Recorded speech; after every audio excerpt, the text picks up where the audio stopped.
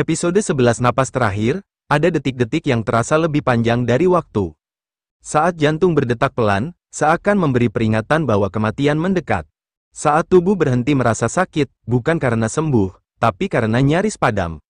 Ren berada di titik itu sekarang, terbaring di ring, napas terputus-putus, pandangannya buram, tapi sorot lampu di atas ring terasa seperti sinar akhirat. Tapi ada satu hal yang tetap utuh, niat untuk tidak jatuh. Adegan, tinju terakhir Juno berdiri di atasnya, tinju diangkat. Wajahnya tetap datar, tapi mata kanannya sedikit lebam, hasil pukulan Ren sebelumnya. Sorak penonton mulai naik kembali, mereka haus akan darah, mereka menginginkan akhir. Penonton, selesaikan Juno, bunuh DIAA, Juno menarik napas, perlahan tinjunya turun, bersiap meledak. Tapi, dia berhenti, matanya menyipit. Ren, yang tadi nyaris tak sadar, mulai bergerak, tangannya mencari pegangan di lantai, ia berusaha mendorong tubuhnya. Perlahan, sangat perlahan, Juno bergumam, setengah tak percaya.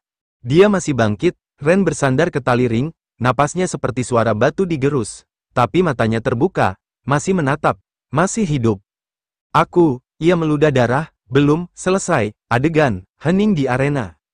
Kerumunan terdiam, bahkan bandar taruhan yang biasa memekik mulai menutup mulutnya. Tono, dari tribun atas, menyipitkan mata, Rina menutup mulut, tak percaya. Carson mencengkeram pagar ring, gumamnya nyaris seperti doa. Bocah sinting, Juno menghela napas, ia melangkah maju, tapi langkahnya tak secepat tadi, kali ini, ia menatap Ren seolah lawan sejati. Ren berdiri setengah tubuh, tangannya terangkat, walau gemetar. Juno mengangguk pelan, satu pukulan lagi, Ren tersenyum samar, darah mengalir di bibirnya. Satu pukulan lagi, adegan, pertarungan paling sunyi. Juno melangkah cepat, tinju kanan meluncur seperti peluru. Ren tak menghindar, ia maju. Detik sebelum tinju Juno mengenainya, Ren membalikkan tubuhnya, memutar pinggul, dan melempar siku kanan ke rahang Juno. Satu teknik dari jalanan, kotor, brutal, tidak elegan. DUGHHH, rahang Juno terdorong, lehernya terpelintir ke kiri, matanya membelalak. Tinju yang ia lempar, luput, kaki kanannya goyah. Ren, dengan sisa tenaga, melompat, mengayunkan lutut ke sisi kepala Juno. BUAGH, Juno jatuh. Seketika ring bergetar, adegan, hening dan kejut. Penonton terdiam, tak ada suara, tak ada teriakan, hanya suara napas tersengal dari dua tubuh yang hampir mati. Juno tergeletak, tak bergerak, Ren berdiri, lalu jatuh berlutut. Carson masuk ke ring, mengecek denyut Juno, beberapa detik, semua menahan napas. Carson mengangkat tangan Ren, pemenang, RENJIWANA. Adegan, ledakan sorak, tribun meledak, bukan karena mereka peduli pada Ren, tapi karena mereka tak percaya. Penonton, dia menang, gila, bocah gila itu menang. Pertarungan tergila tahun ini, bandar taruhan melempar uang, beberapa berteriak kecewa karena kalah, tapi sebagian besar, tertawa. Mereka suka darah, tapi mereka lebih suka kisah yang tak terduga. Adegan, setelah pertarungan, Ren duduk di lantai ring, darah membasahi tubuhnya, napasnya berat. Rina melompat ke atas ring, menangis, bodoh, kau gila, kau gila. Ren tertawa kecil, lalu batuk keras, aku hidup, kan? Rina mendekapnya, Tono, dari tribun, tersenyum kecil, mengangguk pelan. Anak sialan, bisa juga kau, adegan, rahasia mulai terungkap. Saat semua orang sibuk dengan kemenangan Ren, Juno, yang terbaring tak sadarkan diri, perlahan membuka mata. Ia melihat ke langit-langit, bibirnya bergerak pelan. Kau, seperti dia. Satu air mata jatuh dari pelipis Juno. Maafkan aku, Raga. Malam itu, nama Ren Jiwana mulai menyebar di dunia pertarungan bawah tanah. Orang-orang mulai membicarakannya. Bandar taruhan menanyakan siapa anak ini. Siapa yang melatihnya? Dari mana dia berasal? Tapi Ren tahu satu hal pasti. Pertarungan ini hanyalah permulaan. Ia telah menabrak pintu dunia hitam. Dan sekarang pintu itu terbuka lebar. Episode 12 Tawaran dari Kegelapan, malam sudah hampir habis. Arena perlahan kosong, petugas mulai membersihkan bercak darah yang kering di lantai ring. Ren duduk di tepi ring, memegangi tulang rusuknya yang retak, seluruh tubuhnya seperti baru dihantam truk. Tapi di antara sakit itu, ada perasaan lain yang sulit ia pahami. Kemenangan, adegan, percakapan dengan Rina. Rina duduk di sampingnya, memegangi perban yang menutupi luka di pelipis Ren, matanya bengkak karena menangis. Bodoh, kau hampir mati. Ren menatapnya, senyum kecil merekah. Tapi aku menang. Rina menunduk, suaranya gemetar. Kenapa, kau harus membuktikan diri seperti ini? Ren menatap tangannya yang penuh luka, ingat betapa dulu ia hanya anak kecil yang lari dari kobaran api di rumahnya sendiri, ingat ayahnya, berdiri tegak di ring lain, menatap maut. Kalau aku tak jadi kuat, aku hanya akan jadi penonton seumur hidup. Rina menggigit bibir, kalau kau mati, siapa yang akan menguburmu? Hening, Ren tak menjawab, dalam hati, ia juga tak tahu. Adegan, Tono menghampiri, langkah kaki berat mendekat, Tono naik ke atas ring, menatap Ren lama. Kau mau mati konyol, silakan, tapi kalau kau mau jadi petarung sungguhan, jangan hanya andalkan nyali. Ren mendongak, suara parau, apa maksudmu? Tono menunduk sedikit, menatap Ren seakan menilai barang antik. Besok, ada seseorang mau menemuimu. Siapa? Tono menghela napas. Orang yang mengatur sebagian besar pertarungan di distrik selatan, orang yang dulu pernah kenal dengan ayahmu. Ren mengerutkan kening, kenal, siapa namanya? Tono tak menjawab langsung, ia berjalan ke arah tangga ring. Besok, jam 10 malam, gudang nomor 3, kalau kau ingin tahu kenapa ayahmu mati di ring, datang. Ren mengepalkan tinjunya, aku akan datang. Adegan, malam berakhir. Beberapa jam kemudian, Ren berjalan terlatih keluar dari arena. Udara malam menusuk kulit yang lebam, lampu-lampu neon di lorong sepi menari di matanya yang setengah kabur. Rina menahan lengannya, suaranya cemas, kau yakin ingin bertemu orang ini? Ren menatap lampu jalan, seakan mencari sesuatu yang hilang. Kalau ada orang yang tahu siapa yang membuat ayahku bertarung sampai mati, aku ingin mendengarnya. Rina menunduk, kalau kau butuh seseorang, aku di sini. Ren menoleh, menatap gadis itu lama, terima kasih. Untuk sesaat, luka-lukanya tak terasa seberat tadi. Adegan, gudang nomor 3, malam berikutnya, gudang nomor 3 berdiri di pinggir sungai berair hitam. Bangunan tua dengan pintu karatan, seperti perut monster yang menunggu menelan siapapun yang berani masuk. Ren berdiri di depan pintu, napas berat, luka di dadanya belum sembuh, tapi matanya mantap. Ia mendorong pintu, di dalam, hanya satu lampu gantung redup. Asap rokok menggantung di udara, dan seorang pria duduk di kursi lipat, kakinya bersilang, menatap Ren dengan mata dingin yang tak asing. Pria itu, kau datang, Ren menyipitkan mata, siapa kau?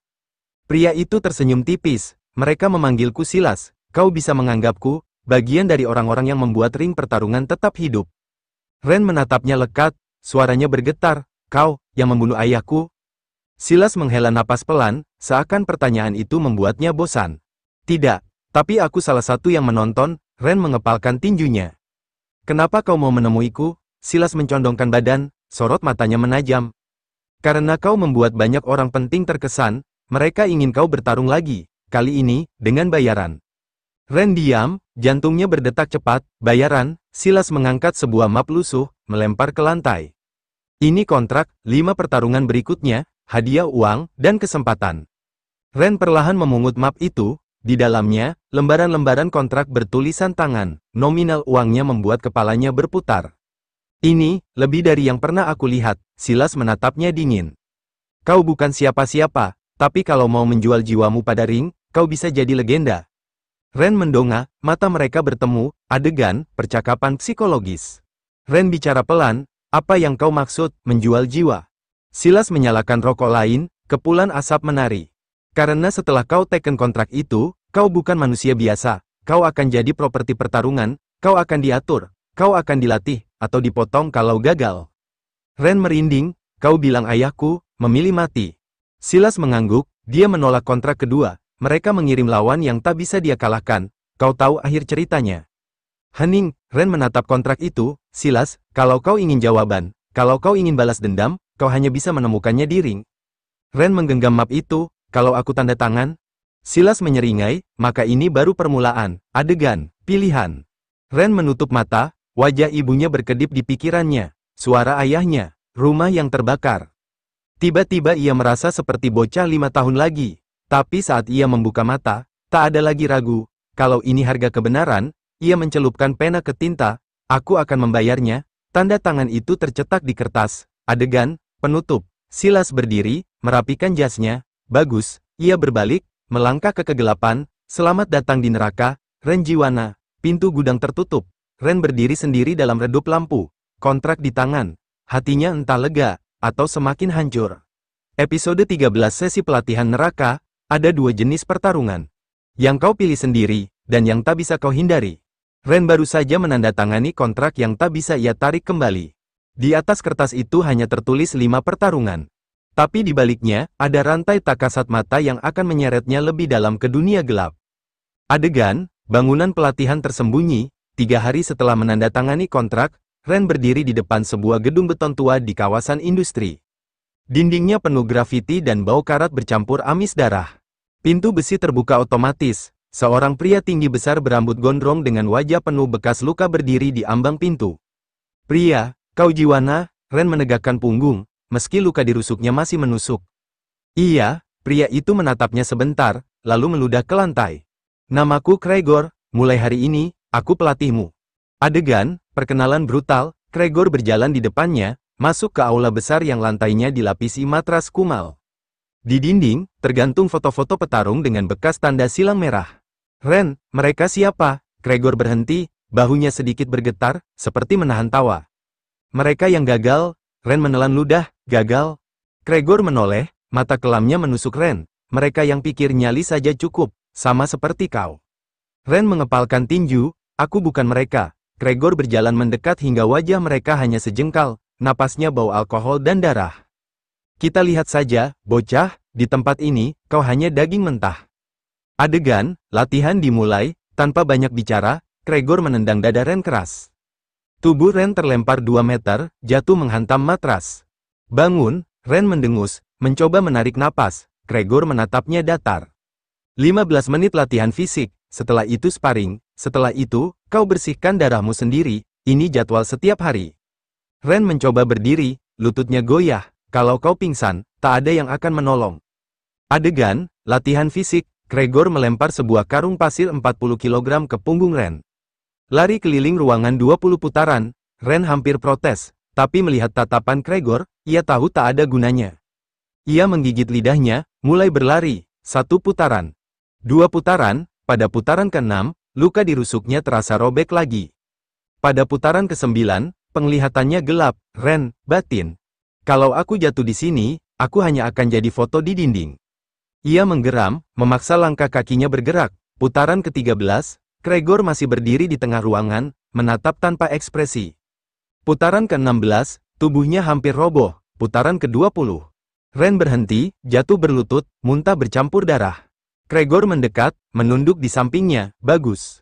Ren menatapnya, tak yakin ia mendengar benar. Gregor mencengkeram kerah bajunya, menariknya berdiri.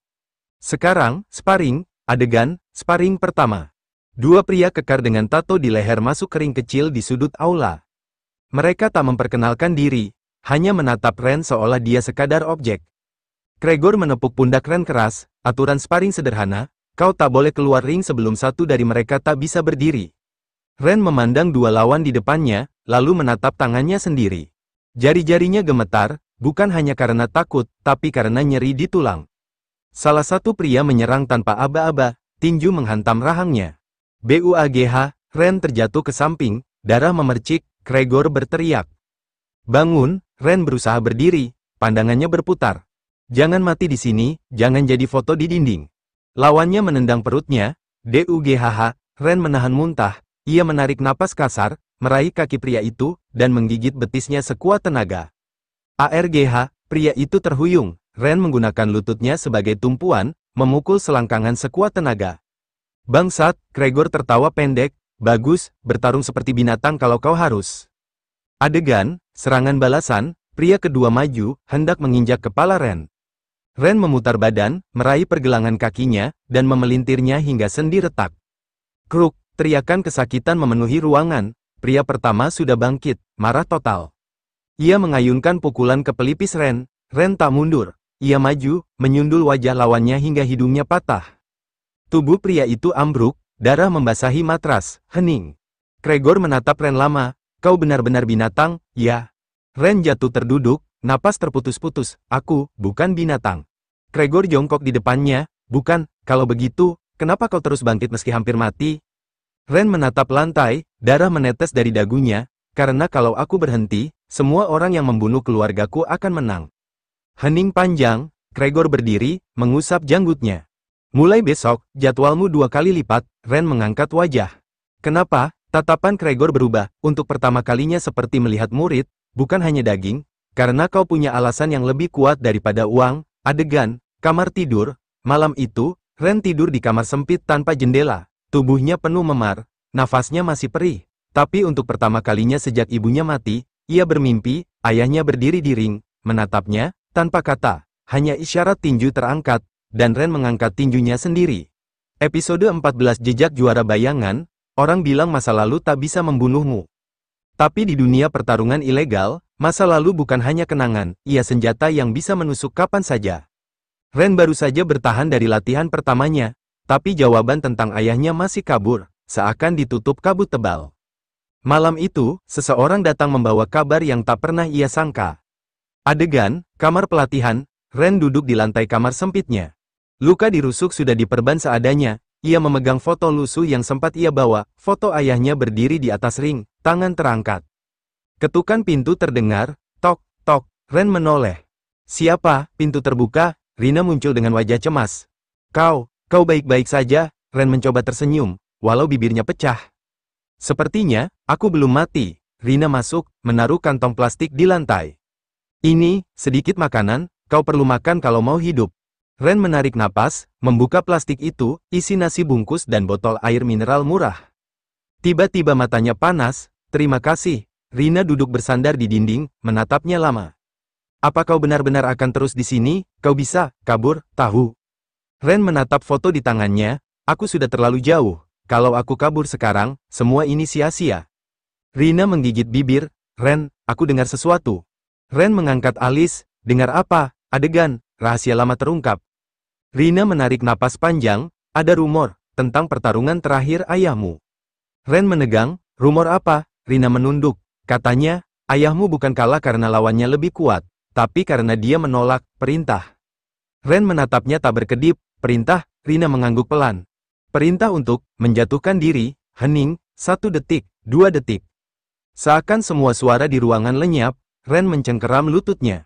Siapa yang menyuruh? Rina ragu-ragu. Nama yang sering disebut orang, juara bayangan, dia petarung paling kuat yang tak pernah muncul di catatan resmi, konon, dia yang menarik tali banyak pertarungan kotor. Ren merasa darahnya mengalir lebih cepat, juara bayangan. Rina menatapnya, kalau kau mau tahu lebih banyak, ada orang yang pernah jadi anak latih ayahmu, dia tinggal di bar kumuh distrik timur. Ren berdiri, luka di perutnya berdenyut lagi, tapi ia tak peduli. Siapa namanya? Rina menarik napas, Kailen. Kau hati-hati, dia tak suka ditanya soal masa lalu. Ren menunduk, aku harus bertemu dia. Adegan, bar distrik timur. Hujan rintik turun malam itu, Ren berjalan terlatih melewati gang becek, bau alkohol dan sampah menusuk hidung. Akhirnya, ia berdiri di depan bar kecil yang lampunya berkedip. Pelangnya separuh copot, Black Moth Tavern, ia mendorong pintu. Di dalam, asap rokok tebal melayang, musik blues murahan terdengar dari radio tua.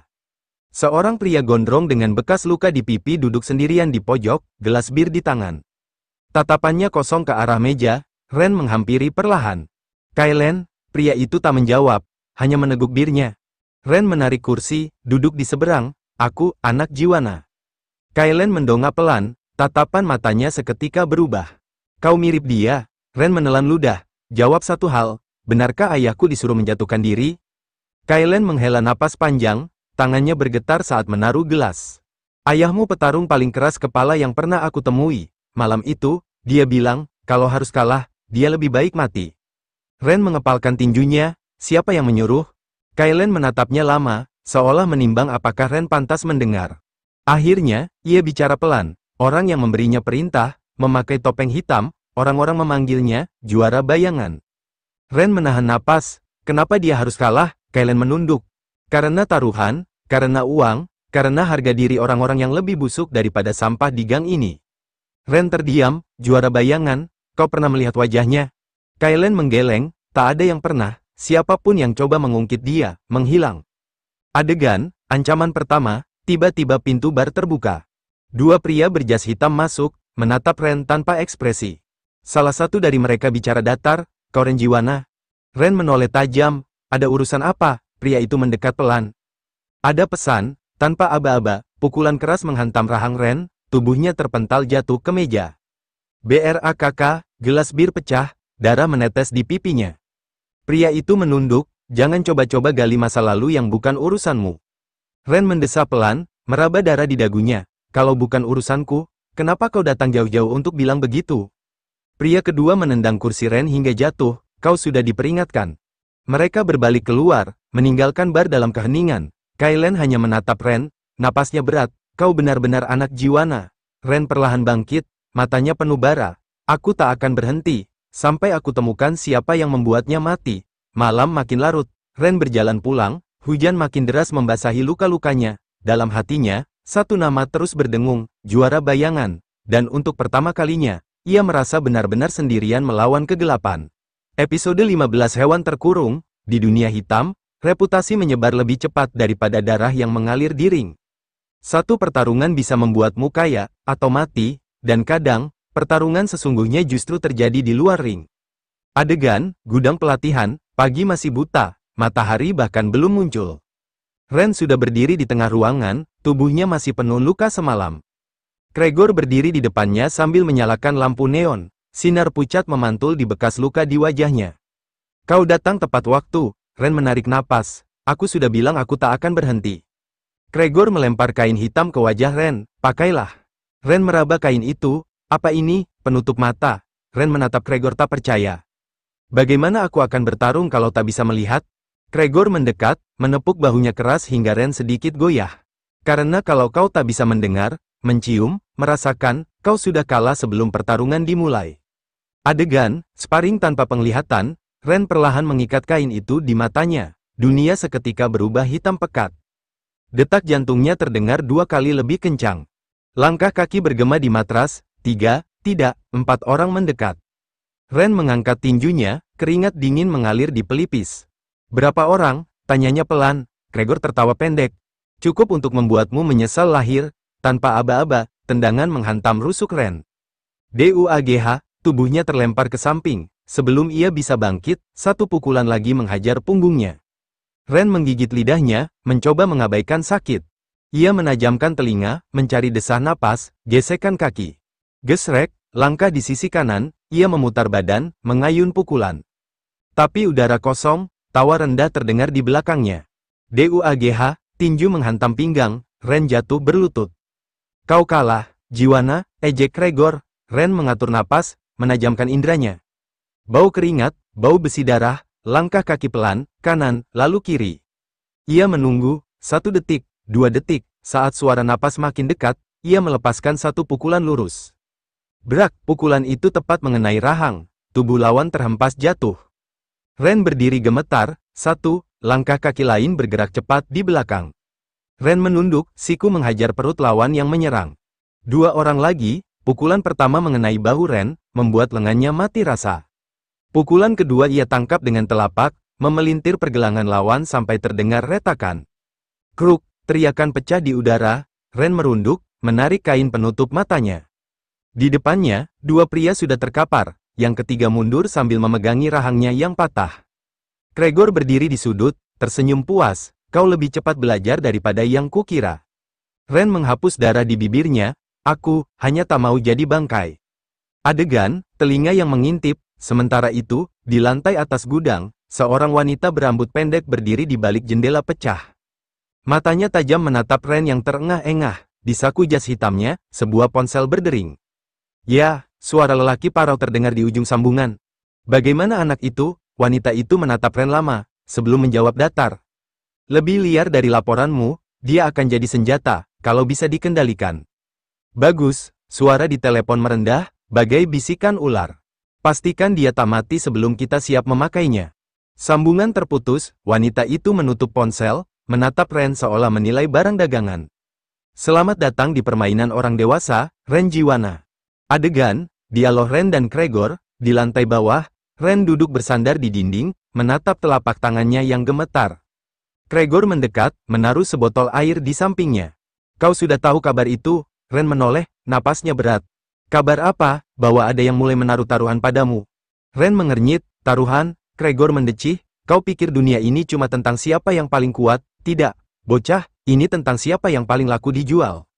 Ren mengepal tinjunya, aku bukan barang. Gregor menatapnya lama, lalu terkekeh. Sayangnya, semua orang di sini barang, bahkan aku. Ren tak menjawab, tapi di dadanya, ia merasakan sesuatu menyala, bukan hanya amarah, tapi keyakinan, kalau harus, ia akan membakar semua tempat ini agar tak ada lagi yang dipaksa jadi hewan terkurung. Malam turun cepat, Ren berdiri di pinggir balkon gudang, menatap lampu-lampu kota yang muram. Di kejauhan, bayangan seorang wanita berpakaian gelap berjalan perlahan menghilang di antara kontainer. Ia tak tahu kalau ia sudah diawasi, dan tak tahu bahwa juara bayangan mulai menoleh padanya.